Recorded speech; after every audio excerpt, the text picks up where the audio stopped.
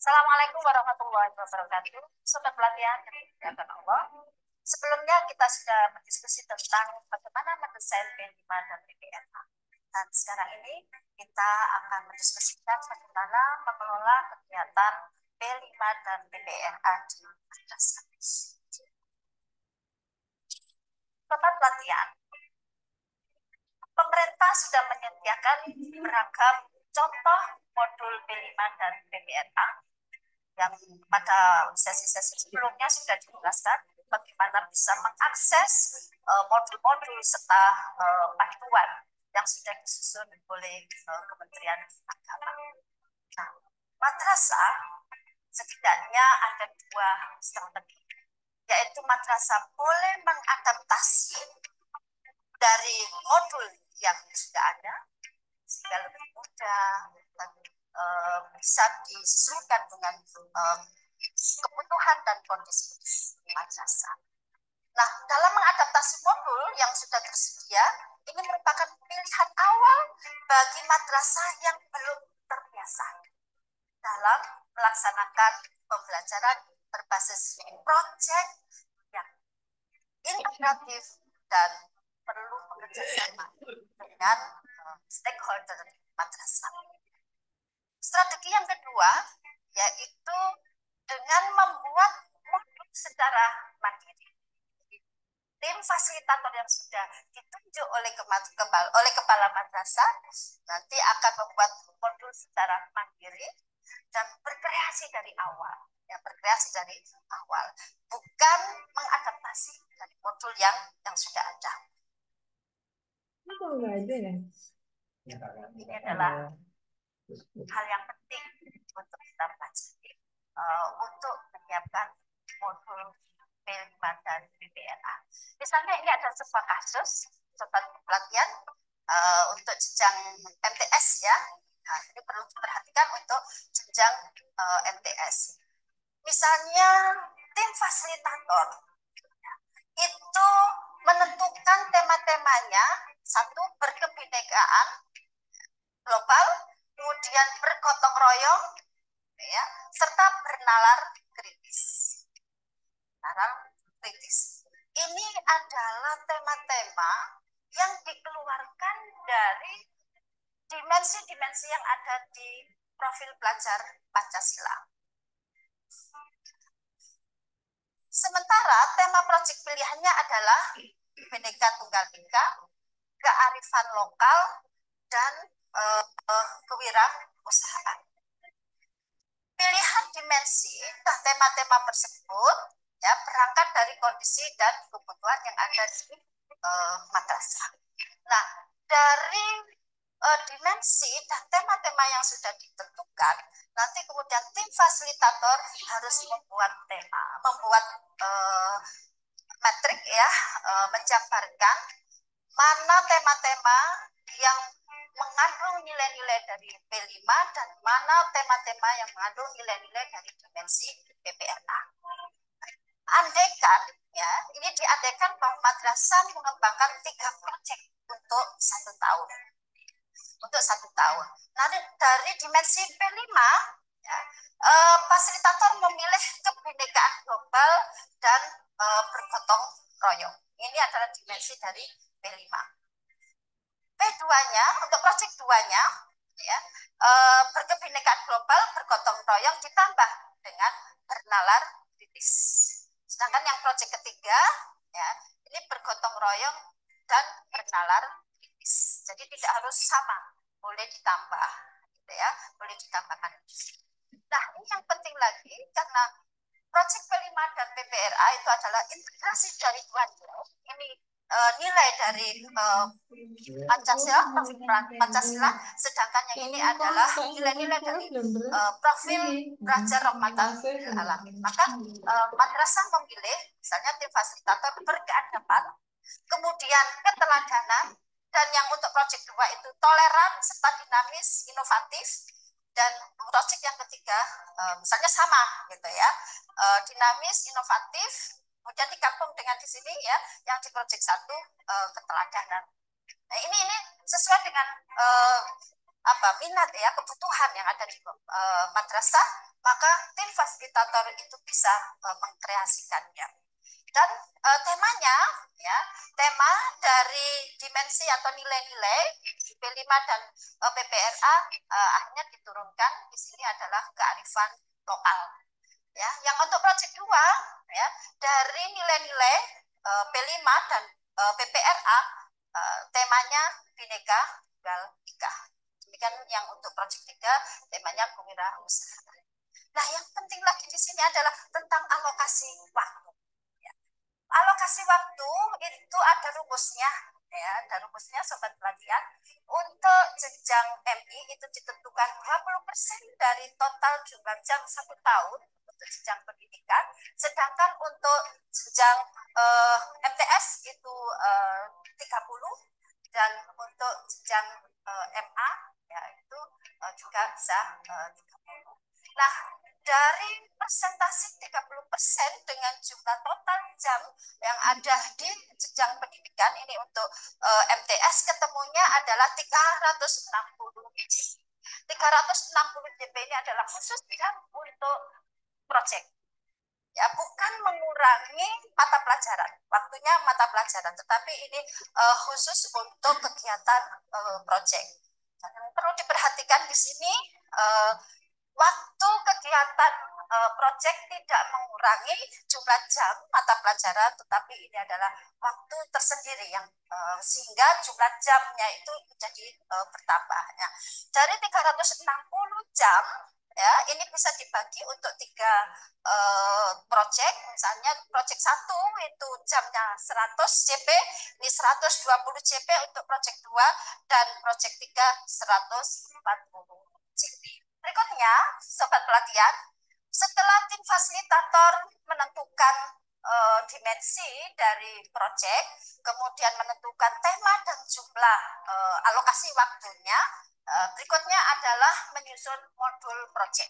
Yang modul proyek itu setidaknya ada 4 komponen ya, ada 4 komponen, yaitu profil modul. Yang pertama, profil modul itu terdiri dari tema, topik yang sudah dipilih, fase atau jenjang sasarannya, dan jumlah atau durasi kegiatan yang harus dilaksanakan untuk setiap proyek sebagaimana yang sudah kita pelajari pada bagan sebelumnya ya, pada tabel sebelumnya. Yang kedua yaitu tentang tujuan. Apa dari tujuan setiap kegiatan proyek? Bagaimana cara menentukan tujuan? Ini yang sangat penting agar guru tidak salah. Tujuannya tidak berangkat dari capaian pembelajaran, tetapi tujuan itu berangkat dari dimensi, elemen dan subelemen ya, yang ada di profil belajar Pancasila dan juga yang ada di profil belajar Rahmatan lil Alamin. Dan rubrik pencapaiannya berisi rumusan kompetensi yang sesuai dengan fase peserta didik ya. Apakah itu MI, MTS ataupun MA. Selanjutnya adalah bagian yang ketiga yaitu tentang aktivitas. Alur aktivitas proyek secara umum ya. Nanti kita akan mempelajari alur ya yang bisa dipilih karena ada beberapa opsi-opsi ya.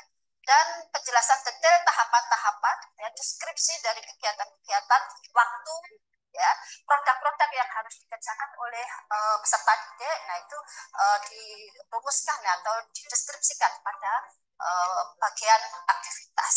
Dan proyek ini juga harus harus dinilai. Nah, sobat pelatihan, ada 3 alur aktivitas proyek. Nah, dari 3 alur aktivitas proyek ini, nanti sobat pelatihan bisa memilih mana yang lebih mudah, mana yang benar-benar bisa dilaksanakan di tingkat madrasah, mana yang bisa dilaksanakan dan tepat bagi yang ada di madrasah. Misalnya di sini kita pilih alur aktivitas proyek contoh 1 ya. Contoh 1 ini ada 5 alur sobat pelatihan. Dimulai dari pengenalan, kontekstualisasi, ya, di pengenalan ini bagaimana anak-anak itu mengenal tema-tema, mengenal isu-isu gitu ya, yang ada di sekitar madrasah, kemudian dikontekstualisasikan, dilaksanakan, siswa kemudian diajak berefleksi dan berikutnya dari refleksi itu anak-anak diajak untuk bagaimana tindak lanjut berikutnya, apa yang harus dilakukan oleh peserta didik setelah ya merefleksi dari hal-hal yang bisa dipelajari dari kegiatan proyek. Contoh komponen ya A, ya penilaian terhadap profil pelajar Pancasila dan penilaian terhadap profil pelajar Rahmatan lil Alamin.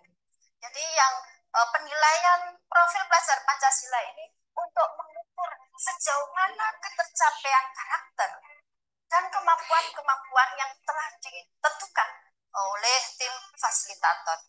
Ini misalnya elemennya, temanya, kemudian ini adalah rumusan dari alur perkembangan dan tujuannya. Nah ini nanti ya guru tinggal mencontreng saja ya, menceklis sesuai dengan ketercapaian peserta didik. Ada MP, ada B, BSH dan SAB. Demikian seterusnya. Sobat pelatihan yang berbahagia, berikut ini kita akan diskusi tentang contoh ya rapor. Di contoh raportnya ini sebenarnya tidak baku ya. Guru atau tim fasilitator boleh memilih pola-pola yang lainnya.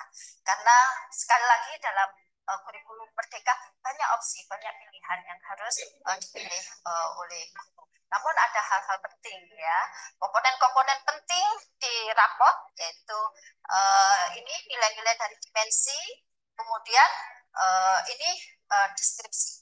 Nilai-nilai dari dimensi P5 dan PPRA-nya, misalnya kita sudah menentukan ya ini beriman bertakwa, kreatif, berkeadaban, dinamis. Kemudian hasil penilaiannya itu nanti dideskripsikan. Selain deskripsi juga ada ini pencapaiannya ya, nilainya ya, yang di sini ada singkatannya. Kalau MP itu mulai berkembang, B itu berkembang, ya, BSH itu berkembang sesuai dengan yang diharapkan, dan SP itu sangat berkembang. Ya.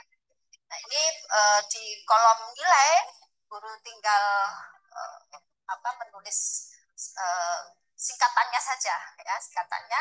Kemudian dari masing-masing scoring ini ya, nilai ini nanti guru harus membuat deskripsi. Dan mana deskripsi?